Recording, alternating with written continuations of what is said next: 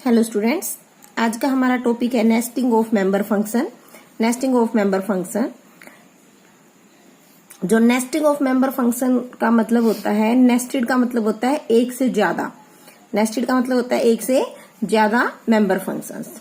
तो हमारे जो मेंबर फंक्शंस हैं, इसके अंदर नेस्टेड मेंबर फंक्शन का क्या मतलब है?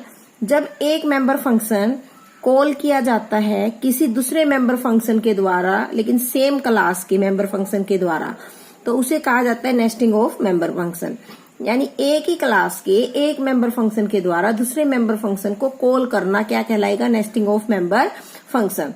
तो ये नेस्टिंग ऑफ मेंबर फंक्शन कैसे होगा, ये आपको हम with the help of example करवा रहे हैं। तो इस एग्जाम्पल में आप सबसे पहले क्या करेंगे? अपनी हेडर फाइल यूज करेंगे, hash include iostream .h hash include conio .h। ये तो आपने +1 में भी किए बेटा। उसके बाद हम क्लास बनाएंगे, क्योंकि हमारे यहाँ पर एक क्लास का जो एक मेंबर फंक्शन है वो दूसरे मेंबर फंक्शन को कॉल करने का काम करेगा। तो हमने एक क्लास बनाई और क्लास का नाम हमने क्या लिया? सैंपल। ठीक है, आपको कॉपी के ऊपर ये एज इट इज उतारना है, अच्छे से समझना है और फिर उतारना है इसे अपनी कॉपी के ऊपर। क्लास सैंपल, क्लास के अंदर हमने डाटा मेंबर लिए इंटीजर में a और b। अब कुछ भी मेंशन नहीं है तो ये बाय डिफॉल्ट क्या हुए? प्राइवेट। ठीक है, हमने कुछ भी मेंशन नहीं कर रखा तो ये बाय डिफॉल्ट क्या हुए? हमारे प्राइवेट हुए। अब हम पब्लिक विजिबिलिटी मोड का यूज कर रहे हैं और उसके अंदर हमारे फंक्शन यूज कर रहे हैं। तो मैंने पहला फंक्शन यूज किया वॉइड गेट डाटा। जो मैंने पहला फंक्शन यूज किया वॉइड गेट डाटा, आप देखिए मैं उस फंक्शन को डिफाइन कर रही हूँ। टर्मिनेट स्टेटमेंट मैंने नहीं दिया, तो ये क्या हुआ? Definition of function. Definition of function, इस फंक्शन के मैंने स्टार्ट कर दिया है। अब गेट डाटा फंक्शन का काम क्या होगा? जो हमारे डाटा मेंबर है उनको वैल्यू प्रोवाइड करना। तो मैं यहाँ पर क्या कर रही हूँ? सी आउट क्या कर रही हूँ? Enter value for A and B. A और बी के लिए मैंने वैल्यू एंटर कर रही हूँ। और सी इन, जो हमारा इनपुट फंक्शन है उसमें ए की और बी की वैल्यू मैंने इनपुट करवा दी और फंक्शन को क्या कर दिया? क्लोज कर दिया। तो यानी मैंने इस फंक्शन को क्लास के अंदर ही डिफाइन किया है बेटा। ठीक है, अब मैं दूसरा फंक्शन यूज कर रही हूँ। तो दूसरा फंक्शन मैंने क्या यूज किया? मैंने यूज किया इंटीजर में सम। ये बात मैंने आपको पहले भी बताई है। अब इस फंक्शन को भी यहाँ डिफाइन किया जा रहा है। इसको हमने डिक्लेयर नहीं किया है। जब हम डिफाइन कर रहे हैं तो इसको भी हम यहाँ क्या करेंगे? ब्लॉक बनाएंगे। इसका भी हमने इसका ब्लॉक बना दिया। अब जब इंटीजर डाटा टाइप हम किसी फंक्शन के साथ यूज करते हैं तो हमारी रिटर्न स्टेटमेंट का यूज होता है। तो हम क्या कर रहे हैं? रिटर्न स्टेटमेंट कर रहे हैं, सम निकाल रहे हैं किस किस का? जो हमने वेरिएबल यहाँ पर लिए थे ए और बी का। तो हम क्या करेंगे? ए प्लस बी। ठीक है बेटा। उसके बाद हम एक और फंक्शन ले रहे हैं। वो फंक्शन का क्या नाम होगा?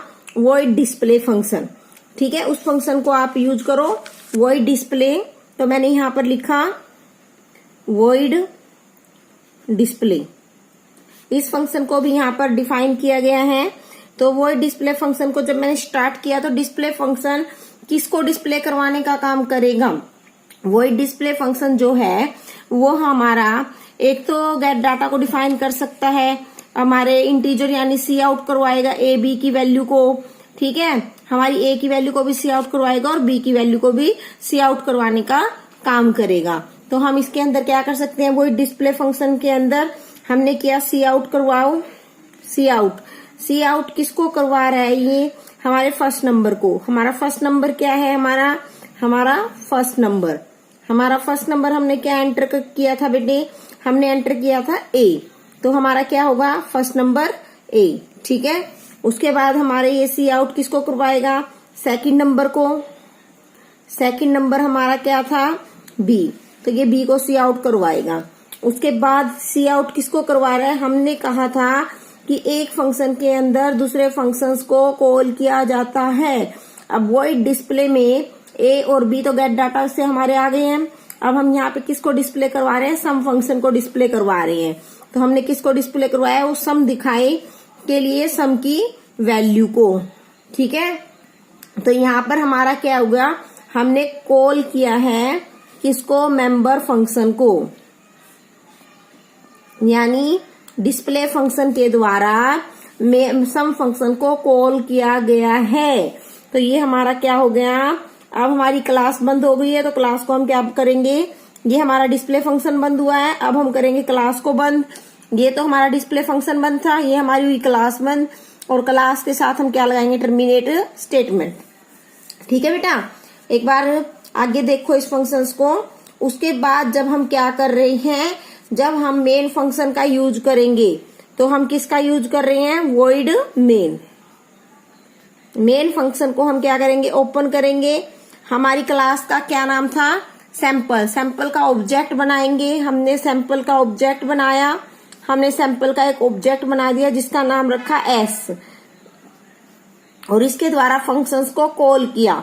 हमने किया एस डॉट गेट डाटा, और एस डॉट हम डिस्प्ले को कॉल कर देते हैं, डिस्प्ले।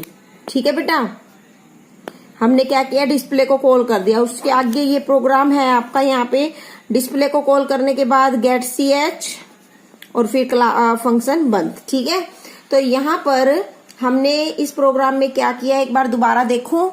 हमने क्या किया, एक क्लास ली है, डाटा मेंबर लिए हैं, मेंबर फंक्शन को क्लास के अंदर हमने डिफाइन किया है, यानी हमने मेंबर फंक्शन का यूज किया है। ए और बी को वैल्यू दे दी है, सी इन सी आउट कर दिया है। उसके बाद हमने एक और मेंबर फंक्शन लिया, इंटीजर सम, क्योंकि इंटीजर डाटा टाइप का है तो हमने इसकी रिटर्न वैल्यू कर दी है ए प्लस बी। उसके बाद हमने थर्ड फंक्शन लिया है वॉइड डिस्प्ले। डिस्प्ले फंक्शन के अंदर हमने ए की वैल्यू दिखाई है, बी की दिखाई है, और सम फंक्शन को कॉल किया है। तो ये क्या हो गया कि डिस्प्ले फंक्शन के द्वारा दूसरे फंक्शन को कॉल करना। तो यहाँ जो प्रोग्राम बनाया गया है ये किस चीज को बताता है, नेस्टिंग ऑफ मेंबर फंक्शन। किसको बताएगा, नेस्टिंग ऑफ मेंबर फंक्शन, क्योंकि एक फंक्शन के द्वारा दूसरे फंक्शन को क्लास के अंदर ही क्या किया गया, कॉल किया गया है। उसके बाद हमने फंक्शन को बंद कर दिया और क्लास को क्लोज कर दिया। फिर हमने मेन फंक्शन के अंदर क्लास का ऑब्जेक्ट बनाया, ऑब्जेक्ट के द्वारा गेट डाटा को कॉल किया और डिस्प्ले डाटा को कॉल कर लिया। हम सम को कॉल करने की कोई जरूरत नहीं है, क्योंकि हमने ऑलरेडी ही डिस्प्ले के अंदर सम को कॉल कर रखा है। उसके बाद गेट cs, ताकि हमारी स्क्रीन के ऊपर डाटा दिखाई दे, और क्लास को बंद कर दिया। आपको इस प्रोग्राम को बहुत अच्छे से करना है, और कोई प्रॉब्लम है तो पूछना जरूर है। Thank you.